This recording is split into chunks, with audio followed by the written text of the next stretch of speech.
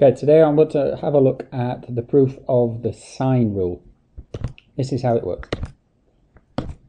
Take any triangle you wish, clearly not a right angle triangle, and call it A, B, C.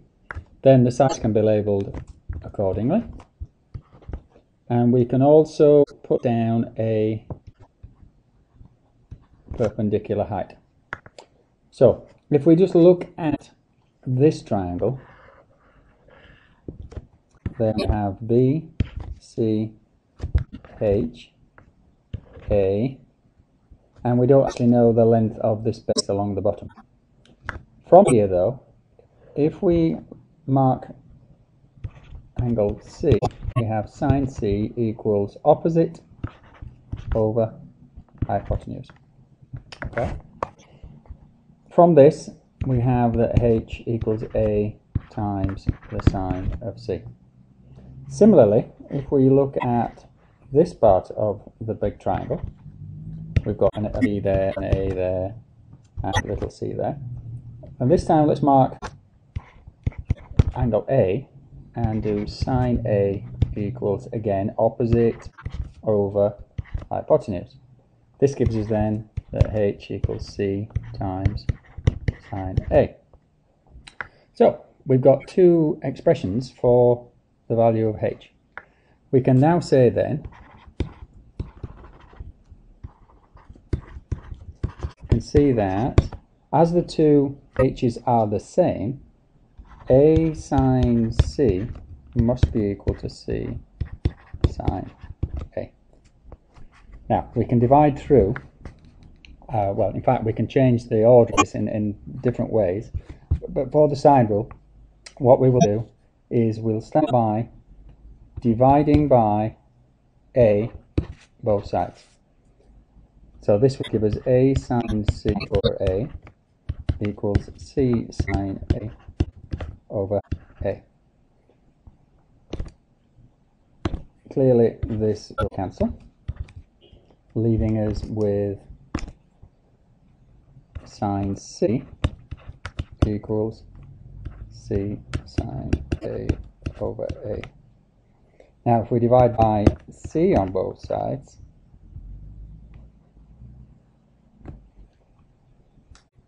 and we now have sine C, big C, over little c, equals C sine A over AC.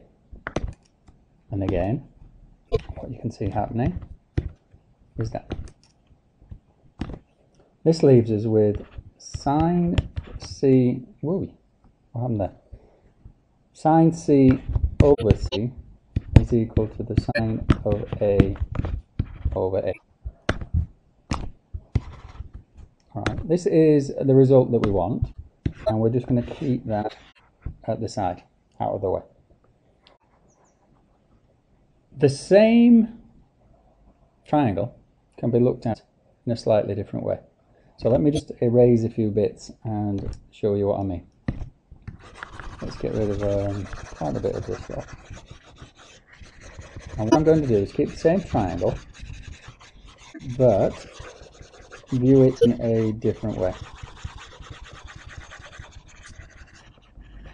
Now, the reason I've got to do all of this is because my highlighter doesn't work very well. That doesn't make any sense. Anyway, coming back to this. Let's put this time, let's put the height goes with this base. But the height could be, if I turned it round, this would be the height. Let's call that big H for height.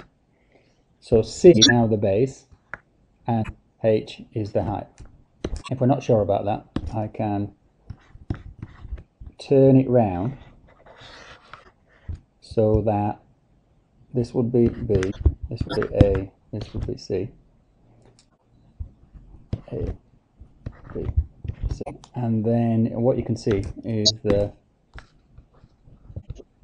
is big H. Okay. Doing the same thing as we did before, let's have a look at A. So we have sine of A equals the opposite, big H, all over B. And if we look at this angle, the sine of B equals opposite H over A. And you notice we're using the small triangles each time. So from this, B sine A equals H and A sine B equals H. Therefore, the two parts on the left side, are going to be equal.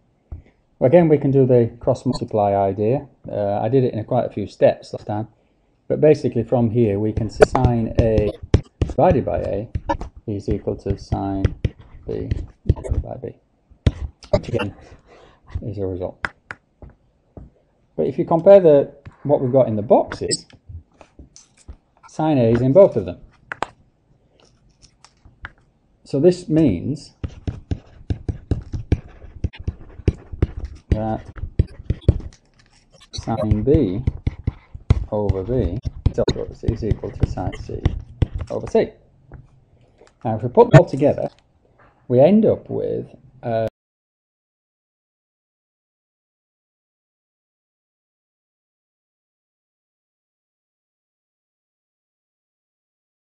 rule which you've probably never seen anything like it before, because it has three parts to it. Sine A over A must be equal to sine B over B, but that must also in turn be equal to sine C over C. It's a rule which has got two sets of equal signs, which is very, very unusual. But notice that it connects the angles and the sides, and it's the angle with the corresponding side, angle with corresponding side, angle with corresponding side each time. And so what we're looking at here, this is called the sine rule. Okay, so you can review that as many times as you want. Go back, have a look at it, and see what you think. We'll just stop that now.